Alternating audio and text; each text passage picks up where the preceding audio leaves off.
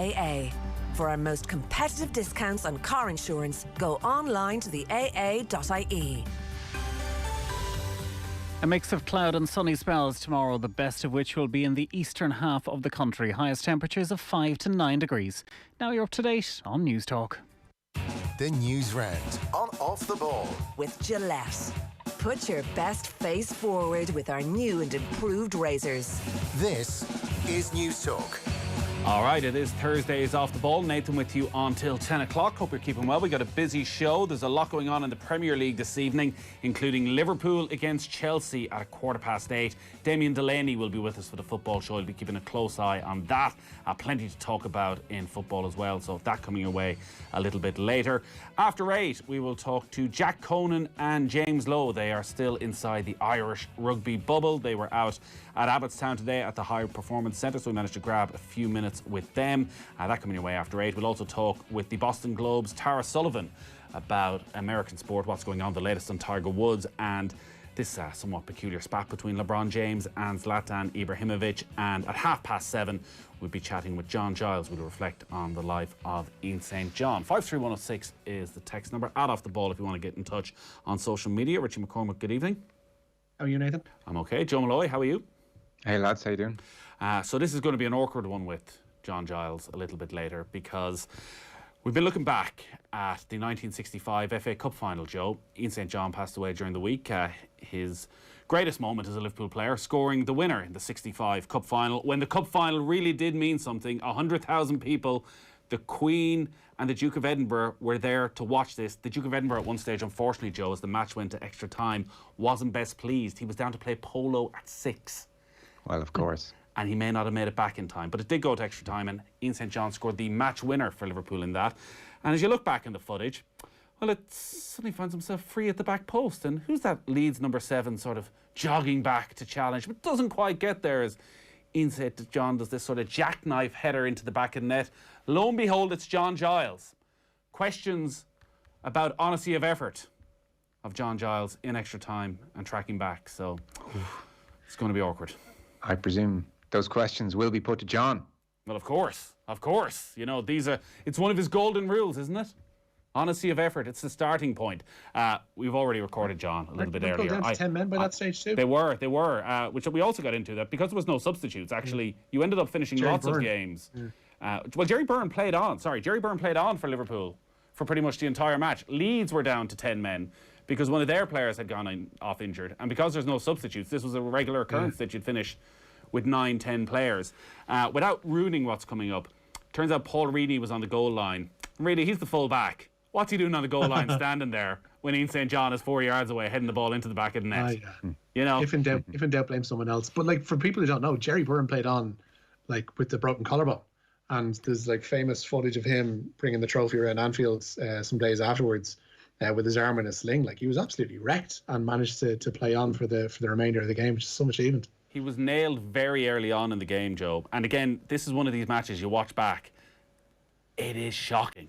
The amount of fouls, just nowhere near the quality you expected when you think of those great teams. It's so stop-start. There's no rhythm to the game at all. And they just kill each other.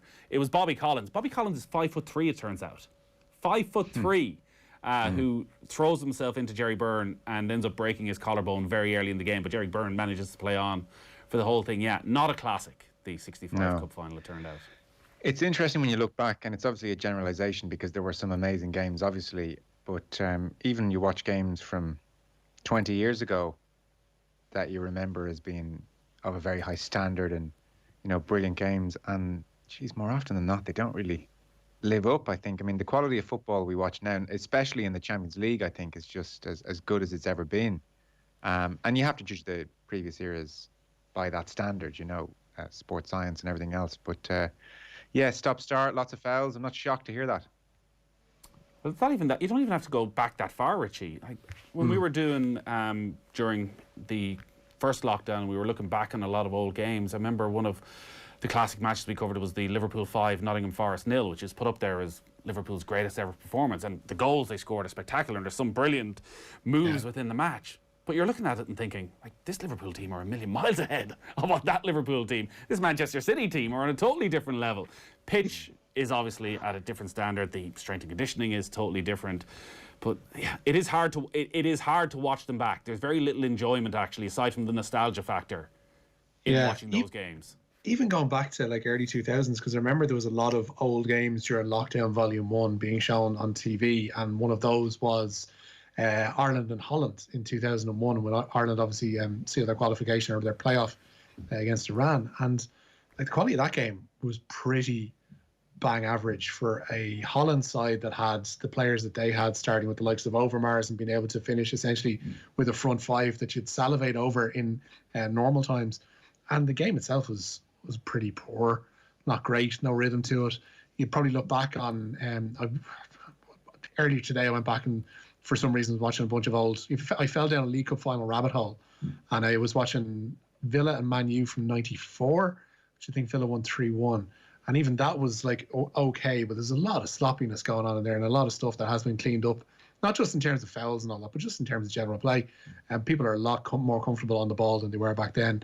And that has definitely played out. But I will say, I think the entertainment factor of those games is probably a little bit better. And allied to the fact that it's something we touched on again earlier in the week when Ian St. John passed away, we only had like one bit of football or two bits of football a week. And our judgment of the game was completely telescoped by that, because we only saw an increment of what was out there generally. So our opinion of it was completely skewed. Whereas now we have a far broader base of what we see and what's available and who's doing what country and what division. So we're able to judge a little bit better of what the quality of football is. But there is an entertainment factor and there is a naivety about the older stuff that I think will always be attractive to people and all codgers like me. The term end of an era has been bandied about a lot today, because you'll be sad to know, Richie, Golf Weekly, it is our last week before we move to Patreon. I'm sure you're following. I can see everybody who signed up, Richie, and your name just isn't there just yet. Mr. Gorbachev, tear down this wall. OTBsports.com/Golf Weekly. So from next Thursday, we're going to be at Patreon. It's $3.99 a month. You can sign up now. You're guaranteed a podcast every Thursday. Extra podcasts around majors, watch-alongs. We check in with our new best friend of the pod, Troy Merritt, on the PGA Tour every few weeks as well, and lots of other bonuses in there. But the latest pod is up. Thankfully, we didn't go too far on Rory McIlroy's swing struggles, which he spoke about again this week. He has a two-way miss, he said, which when you're playing at Bay Hill and there's problems left and right, could be a bit of an issue for Rory McIlroy, but not so far, it turned out, Joe. No, top of the leaderboard, 66. So he's been talking a bad game the last couple of weeks and then playing quite well. That's been the theme with Rory the last couple of weeks. I think he is being genuine when he says he doesn't feel totally comfortable. He did miss the cut 2 weeks ago at Riviera. The putter let him down a touch last Thursday. I think he was 23rd for putting overall last week, but he started today brilliantly. I mean, quite a few of his birdies today, they were tap-in birdies, so he just struck the ball brilliantly. I mean, it was always going to go that way, wasn't it? He was like 2 weeks ago, he was talking about how this could be a 2-3 month process to sort out my swing the way I'm feeling, but he's just too talented for that. Yeah, there was real fears, but that's Rory. He's very open, he's very honest, and at times he just wants to put it all out there, I think, and at least it's not resting on his shoulders anymore, and it gives something for everyone to talk about and lowers expectations a little bit as well, which at this time of the year for Rory, lowering expectations is no bad thing, because we're a month away from Augusta. Right. Well, indeed. The thing with Rory is he's so bloody good that one good round like this and expectations suddenly rise again very, very quickly. I guess the interesting thing, isn't it? We want to see him in contention Sunday, and it doesn't matter if he doesn't win, but playing really well. That's kind of what you're looking for from Rory at the moment.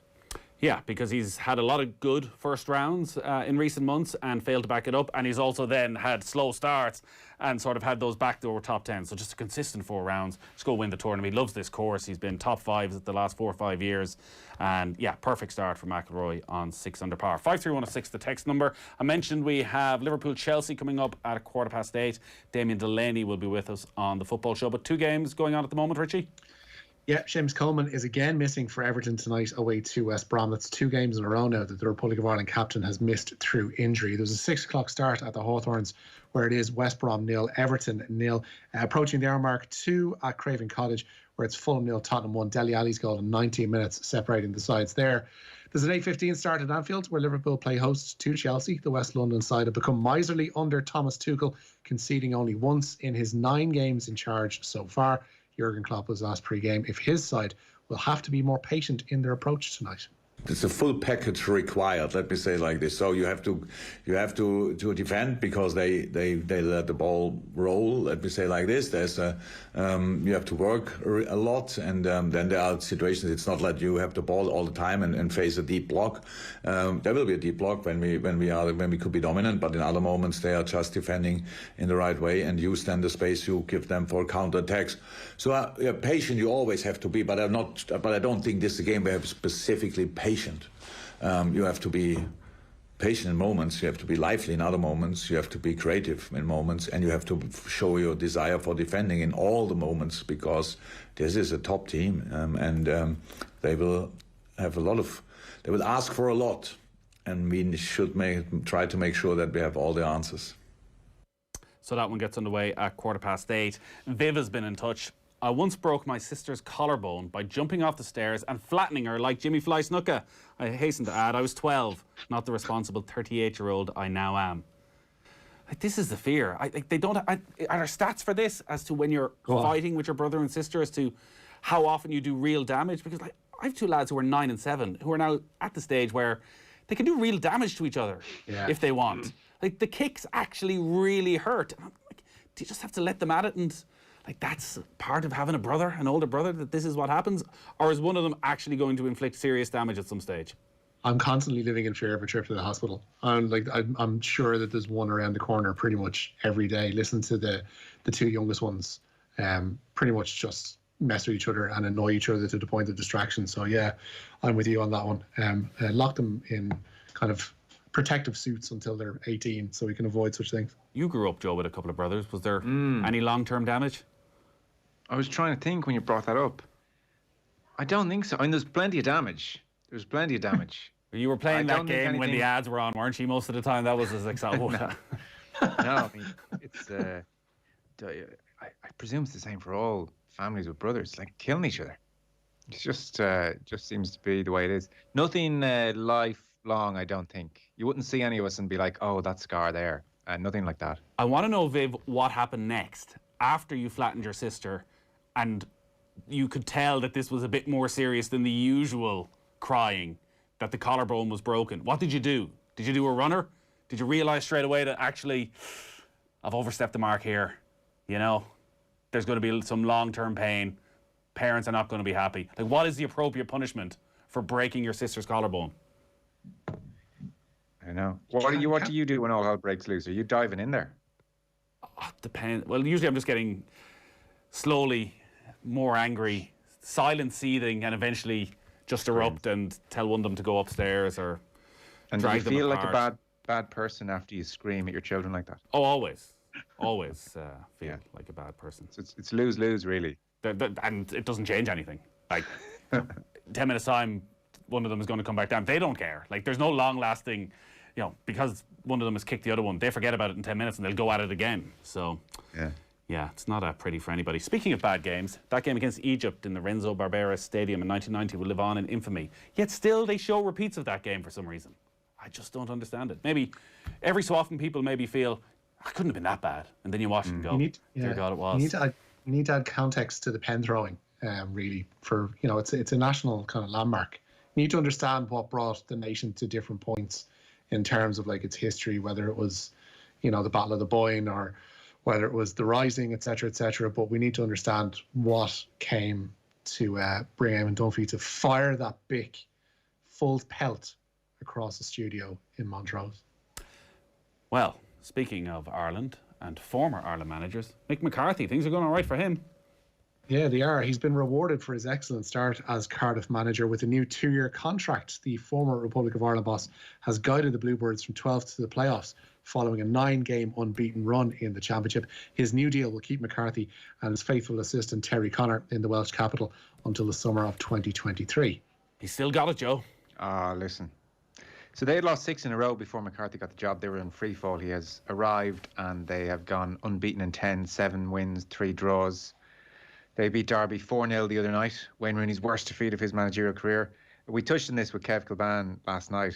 He is just a very charismatic, fair person. He gets a response from players. He clearly knows the game. I mean, it's easy to say, oh, he's not a Premier League manager, but I mean, he knows what he's doing. And certainly in that division, and in fairness, at times in the Premier League, he has stood the test of time. Like, what are we talking here? Late 90s through to now. That's an extraordinary career. I think he's closing in on 1,000 mid-90s games. Yeah, mid-90s. 1,000 games he's closing in on, which is just insane. Yeah, in the next week or so, isn't it? He's going to be hitting that 1,000 mark. Our colleague Kieran Bradley has just WhatsApped me. Does that mean he wants it right out in there or not? I'm not quite sure. But anyways, I nailed a perfectly timed bounce on the trampoline that threw my little sister off, who broke her arm. She was so scared of hospitals that she didn't admit to it really hurting for about a week. Still, though, it was a great bounce. I would say that is typical of Kieran. Yeah. Yeah. You know? Long-lasting impact, but it's fine. And boasting about it. Boasting about it years no later. remorse. No remorse. Neither big nor clever. No. What else you got? I've got team news for you from Anfield, by the way.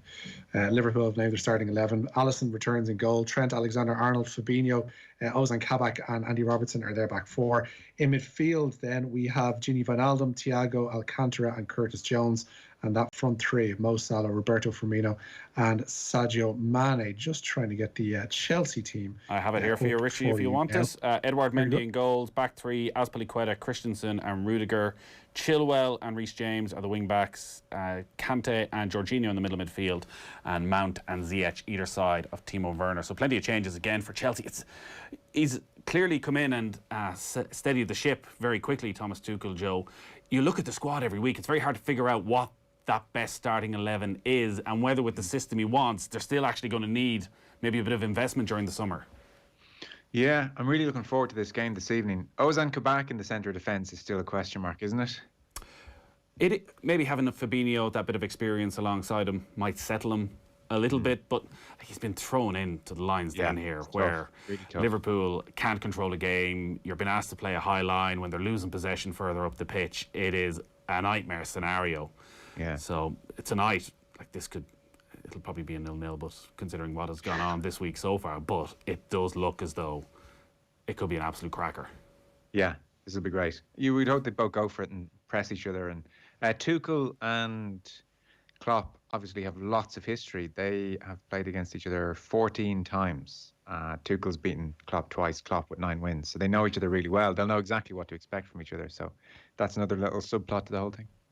The parents could tell by the look of my... This is Viv, by the way, who's back in touch to when I asked what happened next.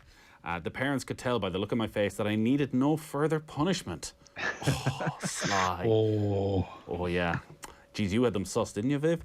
It wasn't like my sister wasn't prone to injuring herself anyway. She once broke her nose by tripping in the schoolyard and landing face first on the edge of a bench. She's like the Terry Butcher of our family. Wow, that does sound painful. Still, the look on my face... No, you got away with one there, Viv. You got away with one big time. On to Bay Hill, Rory McIlroy leads, as you mentioned there, on 6 under par, 5 consecutive birdies on his back 9. So on register a round of 66, and he is 1 shot clear of Bryson DeChambeau. 3 other Irish players currently in action. Padraig Harrington level par through his first 4 holes. Shane Lowry is 1 over through 7, and Graham McDowell struggling again today.